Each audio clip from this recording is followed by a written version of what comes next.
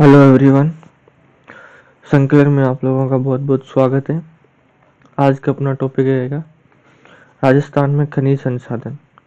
राजस्थान में कितने प्रकार के खनिज पाए जाते हैं, उनका दोहन कैसे होता है और वो कहाँ कहाँ पे पाए जाते हैं, इन सब के बारे में अपन डिटेल से पढ़ेंगे और एकदम छोटी छोटी वीडियो में पढ़ेंगे। कुछ ज़्यादा बड़ी वीडियो नहीं बनाएंगे अपन, मैक्स टू मैक्स आधे आधे घंटे की 2-3 वीडियो में ये वाला टॉपिक कंप्लीट कर देंगे, ठीक है। तो इसमें अपना है पार्ट 1, यानी इसमें अपन शुरुआत से शुरू करेंगे और ये अपने यूट्यूब चैनल का नाम है संकलन, इसको सब्सक्राइब कर लीजिए। एक और वीडियो आएगी और एक डेली टेस्ट भी आता है वन लाइनर के रूप में। तो चलिए अपन शुरू करते हैं बिना किसी देरी के। तो अपना टॉपिक है आज का खनिज संपदा, कि राजस्थान में खनिज संपदा क्या क्या है। इससे एग्जाम में जरूर से आपको 1 या 2 क्वेश्चन तो मिलते ही मिलते हैं। तो सबसे पहले खनिज संपदा अपन कहाँ से प्राप्त करते हैं? चट्टानों से प्राप्त करते हैं। चट्टानों से कैसे प्राप्त करते हैं?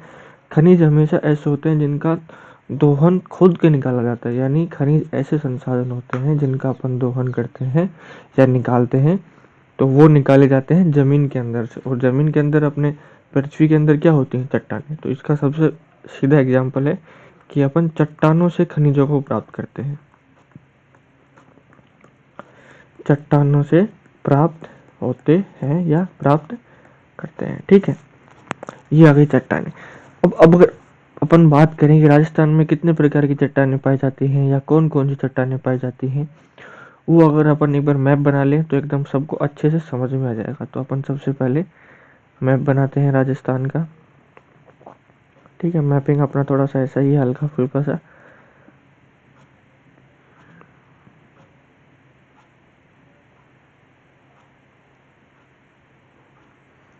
ठीक है, ये कुछ अपन ऐसा राजस्थान का मैप बना लिया है। अब अगर अपन बात करें जो अपना मरुस्थली है, जो मरुस्थली इलाका है जिसको अपन बोलते हैं 50 सेंटीमीटर समवर्षा रेखा वाला इलाका, 50 सेंटीमीटर समवर्षा रेखा वाला इलाका बोला जाता है। तो उसकी अपन अगर बात करें, यानी ये होता है मरुस्थल, इसको अपन बोल देते हैं ये आता है अपना मरुस्थलीय क्षेत्र। तो मरुस्थल के अंदर कौन सी चट्टानें पाई जाती हैं? तो इसके अंदर पाई जाती हैं टर्शरी क्रम की चट्टानें। यहाँ पाई जाती हैं टर्शरी क्रम की चट्टानें, ठीक है। यहाँ पे होती है, ये आ गई आपको समझ में। और इनमें भी कौन सी चट्टानें होती हैं? ये होती हैं अवसादी चट्टानें, अवसादी चट्टान। और इन अवसादी चट्टानों से क्या प्राप्त होता है अपने को? मरुस्थलीय क्षेत्र से प्राप्त होता है कोयला, गैस और तेल, ठीक है। आगे समझ। मरुस्थलीय क्षेत्र है, मरुस्थल के अंदर टर्शरी क्रम की चट्टानें पाई जाती है, इनमें अवसादी चट्टानें होती है। और अवसादी चट्टानों में क्या पाया जाता है? कोयला, गैस, तेल। तो ऑटोमेटिकली मरुस्थल में कौन कौन से खनिज पाए जाएंगे? कोयला, गैस और तेल मुख्यतः पाए जाते हैं मरुस्थल में। जो अपनी ये वाला पोर्शन है ये होती है अरावली, सबको पता है। और अरावली के अंदर ही सबसे ज्यादा खनिज पाए जाते हैं राजस्थान के अंदर, ये भी सबको पता है। अरावली में पाई जाती है धारवाड़ क्रम की चट्टानें। और धारवाड़ क्रम की चट्टानें खनिज की दृष्टि से अत्यधिक महत्वपूर्ण क्यों होती है? क्योंकि इनमें खनिजों की मात्रा सबसे ज्यादा पाई जाती है। तो अपन ये लिखते हैं धारवाड़ क्रम की चट्टान, ठीक है। और इनके अंदर कौन सी चट्टानें होती है? आग्नेय चट्टानें, आग्नेय चट्टान। और आग्नेय चट्टानों में सबसे ज्यादा कौन से खनिज पाए जाते हैं? धात्विक खनिज सबसे ज्यादा इन्हीं चट्टानों में पाए जाते हैं, धात्विक खनिज। ये हो गई याद अपने को अरावली के बारे में। अरावली में धारवाड़ क्रम की चट्टानें हैं, उनमें आग्नेय चट्टान पाई जाती है और आग्नेय में धात्विक खनिज ज्यादा पाए जाते हैं। ये वाला है अपना, ये है पूर्वी मैदानी प्रदेश, ठीक है। ये है पूर्वी मैदानी प्रदेश। पूर्वी मैदानी प्रदेश में खनिज बिल्कुल ही कम पाए जाते हैं। अगर अपन बात करें तो यहाँ पे इसको लिखते हैं कि खनिजों की दृष्टि से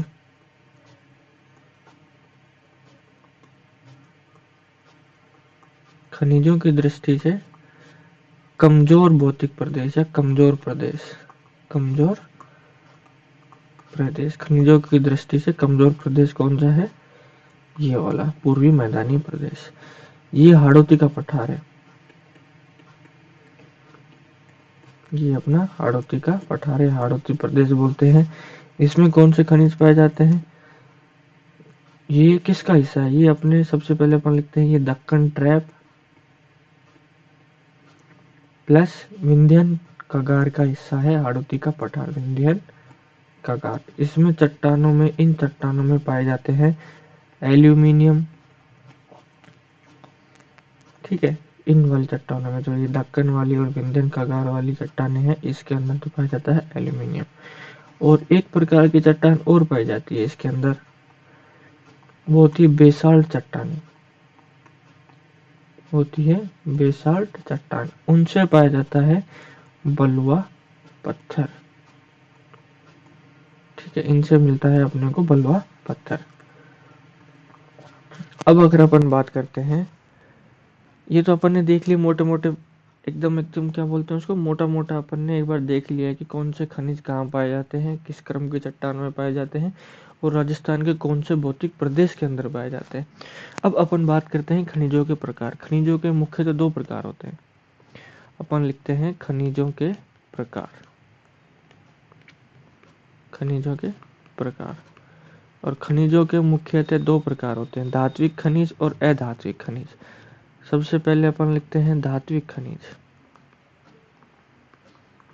और दूसरा अपन लिखेंगे अधात्विक खनिज। अधात्विक खनिज गैस, तेल, जो हो गया अधात्विक खनिज।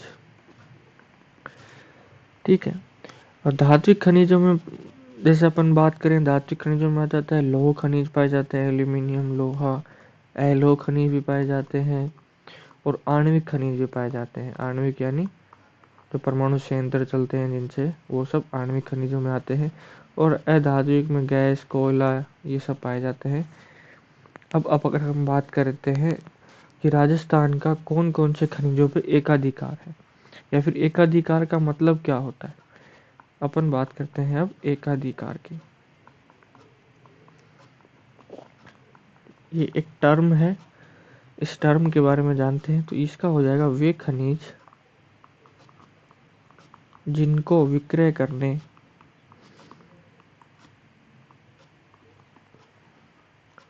हेतु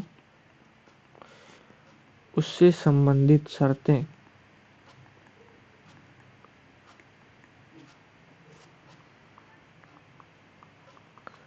व मूल्य राज्य सरकार द्वारा निर्धारित किए जाएं। राज्य सरकार द्वारा निर्धारित किए जाएं, ये हो जाता है एकाधिकार। ठीक है, अगर आप इसको ऐसे समझिए कि आप एक गांव में रहते हैं, और भाई गांव में सभी लोग गेहूं उगाते हैं, जौ उगाते हैं, चना उगाते हैं, सभी लोग उगाते हैं। तो किसी को खरीदना है तो एक बेच रहा है 100 रुपए किलो, दूसरा बेच रहा है 90 रुपए किलो, तीसरा बेच रहा है 50 रुपए किलो। तो अपने को जिससे इच्छा होगी ना, अपन सस्ता देखेंगे, भैया मैं तो 50 रुपए किलो वाला खरीदूंगा, तो अपन उसको 50 रुपए वाले किलो के पास चले जाते हैं, वो अपने को दे देता है, अपन लेके अपने घर पे आ जाते हैं। ठीक है, अब मान लो किसी के पास चावल ही है, एक अकेला किसान हो, खाली चावल चावल ही उगाता है, और गांव में उसके अलावा किसी के पास चावल नहीं है, फिर कोई भी और आदमी चावल नहीं उगाता है, और आपको चाहिए चावल। तो वो बोलेगा भाई मैं तो चावल 200 रुपए किलो दूंगा, तो आपको लेना तो पड़ेगा, क्योंकि आपके पास उसके अलावा दूसरा कोई ऑप्शन ही नहीं है, यानी उस आदमी के पास उस चावल का एकाधिकार है। तो वही चीज यहाँ पे है कि राज्य सरकार के पास उस खनिज की शर्तें और मूल्य निर्धारित राज्य सरकार करती है कि भाई हम इन शर्तों पर और इन मूल्यों पर इन खनिजों का दोहन करेंगे या विक्रय करेंगे, तो वो आ जाएंगे राजस्थान सरकार के एकाधिकार वाले खनिज। ठीक है, अब एकाधिकार वाले खनिज हैं कौन कौन से, वो भी एक बार देख लेते हैं। तो अपन लिखते हैं एस्बेस्टस। सबसे पहला खनिज हो जाएगा एस्बेस्टस। ठीक है, एकाधिकार वाले खनिजों में आता है। फिर आता है जिप्सम या फिर जास्पर। फिर आ जाएगा अपने पास रॉक फास्फेट।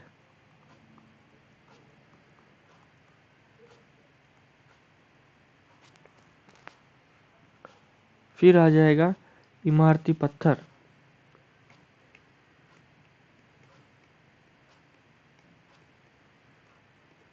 उसके बाद अगर अपन बात करते हैं सोप स्टोन,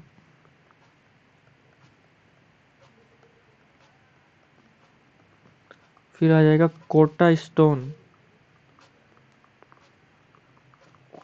मुल्तानी मिट्टी या फिर इसको मुल्तानी बोल देते हैं खाली। उसके बाद फेल्सपार, फ्लोराइट,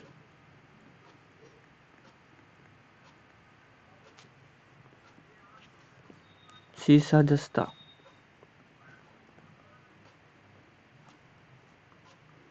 चांदी, चीनी मिट्टी,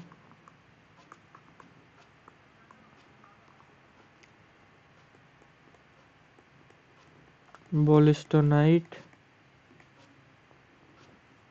और टंगस्टन, या फिर इसी को बोलते हैं तांबा, पन्ना और गार्नेट। ठीक है, या फिर इसको बोलते हैं तांबड़ा। ये तो आ गए एकाधिकार वाली श्रेणी के खनिज। अब अपन धात्विक खनिजों की बात करें कि धात्विक खनिज कौन कौन से होते हैं। लिखते हैं धात्विक खनिज। धात्विक खनिजों के अपन मोटे मोटे याद कर लेते हैं कि कौन कौन से हैं।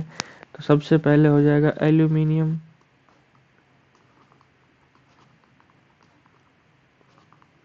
एल्यूमिनियम के बाद हो जाएगा लोहा,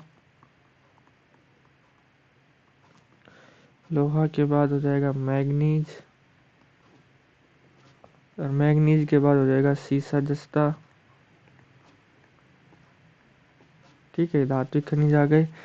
सीसा जस्ता के बाद हो जाएगा सोना, फिर हो जाएगा चांदी भी धात्विक खनिजों में आती है, क्रोमियम, कोबाल्ट, तांबा, टंगस्टन और टाइटेनियम। ये सब धात्विक खनिजों के अंदर आते हैं। ठीक है, अब अगर अपन बात करते हैं अधात्विक खनिजों की, अब अपन किसकी बात करते हैं, अधात्विक खनिजों की। अधात्विक खनिज, अगर अधात्विक खनिजों को अब अगर अपन देखें या इनके बारे में बात करें कि कौन कौन सी होती है, तो मुल्तानी अधात्विक खनिजों में आती है, गार्नेट अधात्विक खनिजों में आता है, राजस्थान के अंदर जो पाए जाते हैं वही हम बता रहे हैं, जिप्सम, रॉक फास्फेट।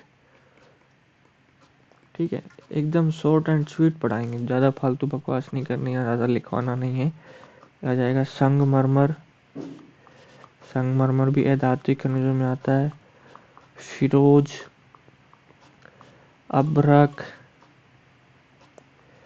ठीक है, और अब आ जाएगा ग्रेफाइट। ये आ गए अधात्विक खनिज। धात्विक खनिज देख लिए, अधात्विक खनिज देख लिए, एकाधिकार का पता लग गया एकाधिकार क्या होता है। अब अपन बात करेंगे ईंधन खनिज के बारे में कि ईंधन खनिज कौन कौन से होते हैं। ईंधन खनिज का तो सबको पता ही होगा। नेक्स्ट अपन लिखेंगे ईंधन खनिज, ये तो बच्चा बच्चा जानता है इसके बारे में। ईंधन खनिज हो जाएंगे कोयला, गैस और तेल। कोयला, गैस व तेल, ये होते हैं ईंधन खनिज। ठीक है,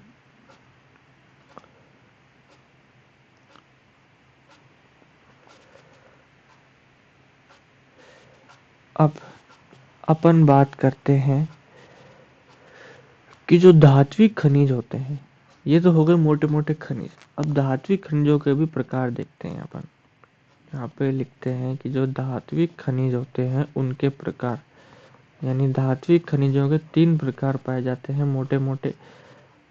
पहला होता है लौह धात्विक खनिज, जिनमें कुछ लोहे की मात्रा पाई जाती है, लौह धात्विक खनिज। फिर दूसरे आते हैं अलोह धात्विक खनिज,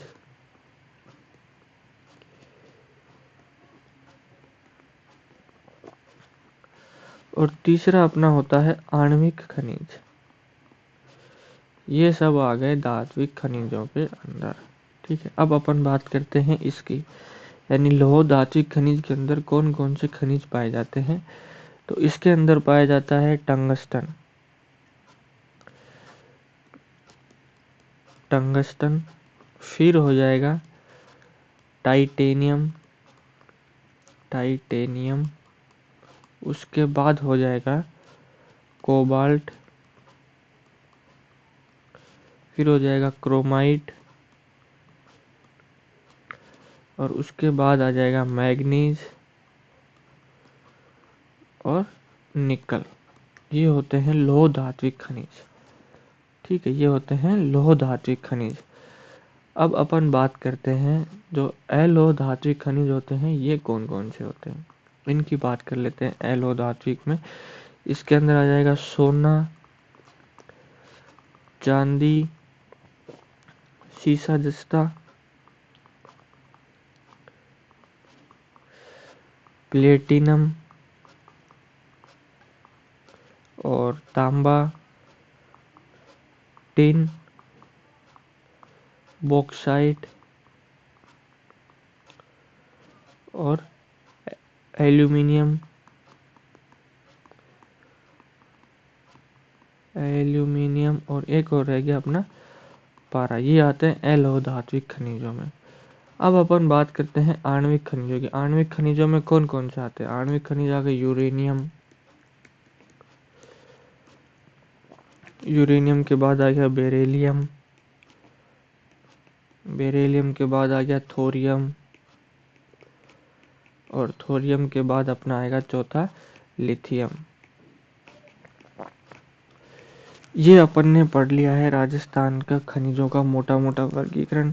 धात्विक खनिज क्या होते हैं, अधात्विक खनिज क्या होते हैं, ये अपने राजस्थान के जो भौतिक प्रदेशों में कौन कौन से खनिज पाए जाते हैं वो सब हो गए, प्रकार देख लिए हैं, एकाधिकार समझ लिया है क्या एकाधिकार होता है। अब अपन बात करते हैं कि राजस्थान में खनिज, राजस्थान में खनिज टॉपिक लिखते हैं कि राजस्थान में खनिज।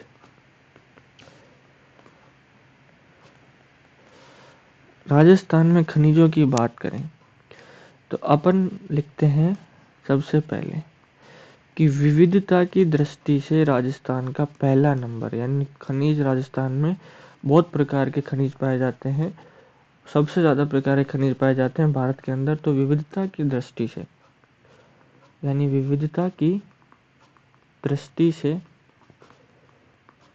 राजस्थान है प्रथम।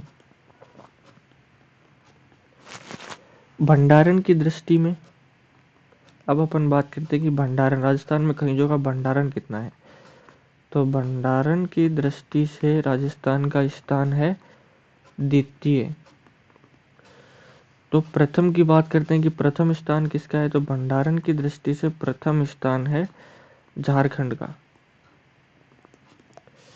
ठीक है, फिर अपन बात करते हैं उत्पादन की दृष्टि से राजस्थान में खनिजों का उत्पादन होता है। तो राजस्थान कितने नंबर पे है उत्पादन की दृष्टि में, कितने खनिजों का उत्पादन राजस्थान कर देता है। तो उत्पादन की दृष्टि से राजस्थान का स्थान द्वितीय है।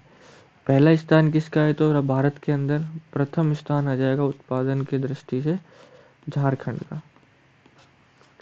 फिर अपन बात करते हैं आय की दृष्टि से कि खनिजों के दोहन से या खनिजों के विक्रय से राजस्थान को कितनी आय होती है। तो आय की दृष्टि से राजस्थान का स्थान है पांचवा। तो पहला स्थान किसका है, यहाँ पे लिख देते हैं। पहला स्थान आ जाएगा झारखंड का। झारखंड खनिजों के दोहन से या विक्रय करने से जो आय उत्पन्न होती है वो पूरे भारत में पहले नंबर पर है राजस्थान। दूसरा स्थान हो जाता है एमपी यानी मध्य प्रदेश का। तीसरा स्थान हो जाएगा गुजरात का, और चौथा स्थान हो जाएगा आय की दृष्टि से असम का। ठीक है, ये अपने को याद रखनी है मोटी मोटी चीजें कि विविधता की दृष्टि से, यानी खनिजों की जो विविधता होती है पूरे भारत में सबसे ज़्यादा राजस्थान में पाई जाती है। भंडार सबसे ज़्यादा झारखंड में है, दूसरे नंबर पे अपना राजस्थान आ गया। उत्पादन की दृष्टि में भी झारखंड पहले नंबर पे उत्पादन करता है, राजस्थान दूसरे नंबर पे हो गया। और उत्पादन की दृष्टि से जो आय होती है, जो राजस्थान की आय होती है खनिजों के विक्रय करने से, वो 5वीं है। पहले पे झारखंड है, दूसरे पे एमपी है, तीसरे पे गुजरात है और चौथे पे असम है। ठीक है, अब अपन बात करते हैं कि राजस्थान में कितने प्रकार के खनिज पाए जाते हैं। तो अपन लिखते हैं कि राजस्थान में, पॉइंट डालते हैं सीधा, राजस्थान में 84 प्रकार के खनिज पाए जाते हैं। प्रकार के खनिज पाए जाते हैं। राजस्थान में 84 प्रकार के खनिज पाए जाते हैं। अब बात करते हैं, 84 प्रकार के खनिज पाए जाते हैं, इसलिए राजस्थान खनिजों का अजायब घर कहा जाता है। ठीक है, राजस्थान में 84 प्रकार के खनिज पाए जाते हैं, इसलिए राजस्थान खनिजों का अजायब घर कहा जाता है। और राजस्थान की जीडीपी में खनिजों का योगदान कितना है? राजस्थान की जीडीपी में खनिजों का योगदान, खनिजों का योगदान, राजस्थान की जीडीपी में खनिजों का योगदान 5% है। ये भी याद रखना है। अब अपन बात करते हैं कि राजस्थान में कितने खनिजों का उत्पादन होता है। तो राजस्थान में 57 प्रकार के खनिजों का उत्पादन होता है, यानी दोहन होता है। प्रकार के खनिजों का दोहन होता है। ये एग्जाम में जो कथन और करण वाले क्वेश्चंस आते हैं ना, उनमें भी सीधा सीधा पूछ ली जाएगी। एक ये स्लाइड आप याद रखना कि राजस्थान में 84 प्रकार के खनिज पाए जाते हैं। कहीं कहीं पे ये 74 भी लिखा हुआ है। तो आपको जो भी एग्जाम में लगे, या मैक्स टू मैक्स बुकों में 84 ही बोला गया है, तो आप 84 ध्यान रखना है कि 84 प्रकार के खनिज पाए जाते हैं, इसीलिए राजस्थान को खनिजों का अजायब घर कहा जाता है। और राजस्थान की जीडीपी में खनिजों का योगदान है 5%, यानी टोटल जो राजस्थान की जीडीपी है उसके अंदर 5% हिस्सा खनिजों के विक्रय करने से जो आय होती है उससे आता है। राजस्थान में 57 प्रकार के खनिजों का दोहन हो रहा है। मतलब राजस्थान में है तो 84 प्रकार के खनिज, लेकिन अपन उसमें से सिर्फ 57 प्रकार के खनिज ही निकाल रहे हैं। बाकी को अपन ने अभी तक नहीं छुआ है, या नहीं मिले हैं, या उनकी तलाश जारी है। ठीक है, अब अपन बात करते हैं खनिजों की, यानी कौन कौन से खनिज पाए जाते हैं, उनका 1 बाय 2 1 बाय 1 अपन पढ़ेंगे। तो सबसे पहले अपन लिख लेते हैं लोहा। सबसे लिखते हैं लोह अयस्क। मोटे मोटे पढ़ेंगे, ज्यादा नहीं। लोह अयस्क। लोह अयस्क की बात करें तो इसकी 4 और पाई जाती हैं। कौन कौन सी पाई जाती हैं? पहले तो होती है मैग्नेटाइट। पाई नहीं जाती, होती है ये मैग्नेटाइट। ये होती है, इसका रंग होता है काला काला होता है थोड़ा सा। फिर आ जाएगा अपना हेमेटाइट।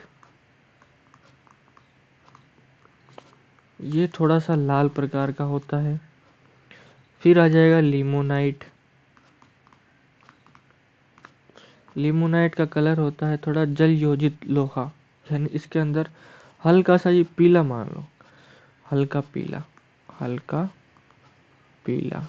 ठीक है, ये कलर कोई नहीं पूछेगा, मैं ऐसे ही लिख रहा हूँ बस खाली आपको। और ये हो जाएगा सीडेराइट। सीडेराइट में होता है भूरा भूरा कलर होता है इसका, भूरा भूरा लोहा। तो इनकी बात करते हैं, तो जो ये होता है मैग्नेटाइट, ये होता है सर्वश्रेष्ठ किस्म का लोहा। सर्वश्रेष्ठ किस्म का लोहा कौन सा होता है? मैग्नेटाइट। और जो हेमेटाइट होता है, ये होता है राजस्थान में उत्पादित लोहा। राजस्थान में उत्पादित लोहा, ये अपने को याद रखना है कि हेमेटाइट प्रकार का लोहा राजस्थान में उत्पादित किया जाता है, या इसका उत्पादन होता है। ठीक है, जो लिमोनाइट होता है, लिमोनाइट को बोलते हैं जल योजित लोहा। जल योजित लोहा। और ये होता है सीडेराइट यानी सबसे जो बेकार लो क्वालिटी का लोहा होता है, सबसे बेकार लोहा। ठीक है, तो इसमें याद करने लायक कौन कौन सी चीज़ है? एक तो ये वाली चीज़ लायक करने लायक है कि मैग्नेटाइट होता है, वो उसका काला रंग का लोहा होता है और ये सर्वश्रेष्ठ किस्म का लोहा होता है। हेमेटाइट प्रकार का जो लोहा उसका रंग थोड़ा सा लाल होता है और राजस्थान में उत्पादन है, राजस्थान में जिस लोहे का उत्पादन होता है वो होता है हेमेटाइट लोहा। और ये होता है सीडेराइट। सीडेराइट सबसे बेकार किस्म का, यानी तो सबसे बेकार लो क्वालिटी का, एकदम बोलते हैं ना लो क्वालिटी वाला लोहा, वो होता है सीडेराइट। अब अगर अपन इसके उत्पादन क्षेत्र की बात करेंगे, राजस्थान में इसका उत्पादन, लोहे का उत्पादन कौन कौन से क्षेत्र में होता है वो अपन बात करते हैं। तो सबसे पहले तो अपन बनाते हैं अरावली।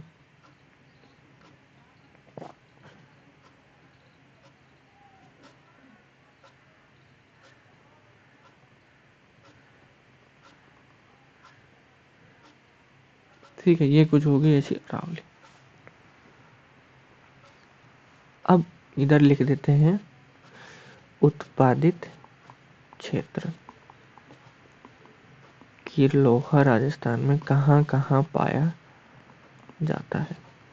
तो सबसे पहले ये लिखते हैं यहाँ पे, इसका नाम है थूर हुंडूर। थूर हुंडूर ये उदयपुर के अंदर है, थूर हुंडूर। और जो ये वाला है, ये यहाँ पे है एक, ये है नाथरा की पाल। नाथरा की पाल, ये दोनों अपने उदयपुर में पाए जाते हैं। दोनों जगह उदयपुर में पाए जाते हैं। राजस्थान में कि जो अपने एग्जाम होते हैं उनमें सीधा सीधा पूछा जाता है कि नाथरा की पाल और थूर हुंडूर किस चीज के उत्पादन के लिए प्रसिद्ध है? तो लोहा। और कहाँ है?